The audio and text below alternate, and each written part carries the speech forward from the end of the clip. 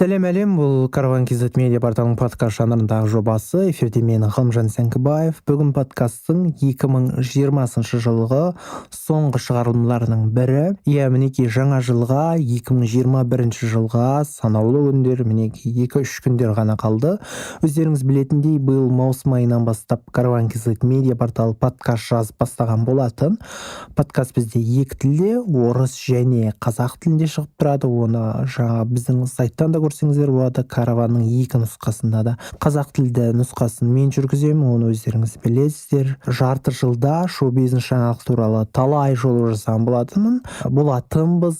Жалпы шолу ғана емес, көптеген тақырыптарды қозғадық. Мысалы, балалардың жаңа педофилия туралы айттық. Одан кейін биыл келесі жылы бізде қандай нәрсе болатынын жаздық. TikTok туралы, Қазақстанда секс туралы айтуға бола ма деген сияқты көптеген тақырыптар қозғалды. Тыңдаған жандар тыңдаған шығарсыздар, көрген жандар көрген боларсыздар.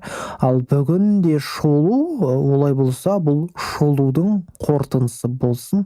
Яғни шоу-бизнес жаңалықтарына шолу.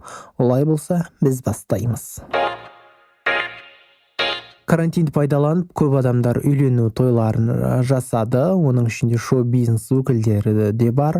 Әли Оқапов пен Ақерке Бүркітбай, Қуандық Рахым, Жахан Отарғалиев пен Балжан Бидаш, Шакенти мен Сеймо және Дюринс үйленген болатын. Және Алтынай Жорабаева екінші рет тұрмысқа шыққан еді. Биыл үйленгендер де емес, сонымен қатар ажырасқандар да болды.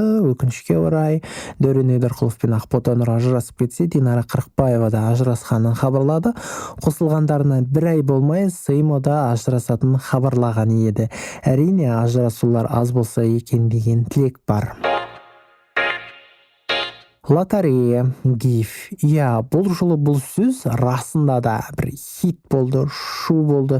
Өкінішке орай әрі қарай бармай қалған сияқты, бір тоқтап қалған сияқты, тынышталып қалған сияқты болып көрінді. Бұл менің ойым ғой, дегенмен де менен де қателік кетуі мүмкін. Енді мен де адам баласымын ғой. Ернар Айдардың жағдайын білесіздер. Ақбота Керімбекова да ұйымдастырып кейін ол қатысы жоғын айтқан болатын. Одан кейін Караван Кизетке Ақбота Керімбекова осыған байланысты сұхбат беріп, оның еш қатысы жоқ екенін айтқан болатын. Бұл да бір осы жылғы дау-дамайлардың бірі.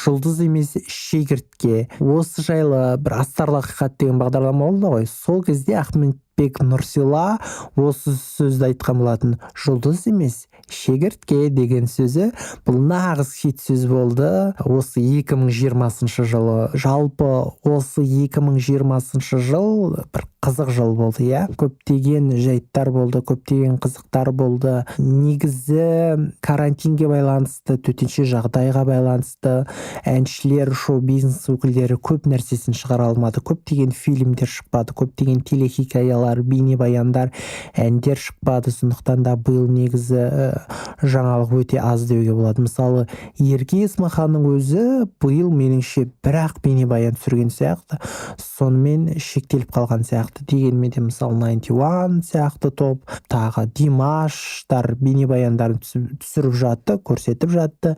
Дегенмен де биылғы олардың саны аз секілді менің ойымша. Сондықтан да шоу-бизнес жаңалықтар туралы былай жасады, бүйдеді, сүйдеді деген енді жаңалықтар көп қой. Оны мынадай жылдық қорытындыға келгенде ондайды әрине қоспаймыз. Осымен көпке созбай қояйын бүгінгі шолуды. Осымен аяқтайық. Алдағы жылы, 2021 жылы, сиыр жылы өте бір ерекше, өте бір қуанышқа толы, бақытқа, шаттыққа толы жыл болсын деймін. Сіздермен бірге болған мен Ғалымжан Сәңкібаев және Караван Кизет медиа порталы.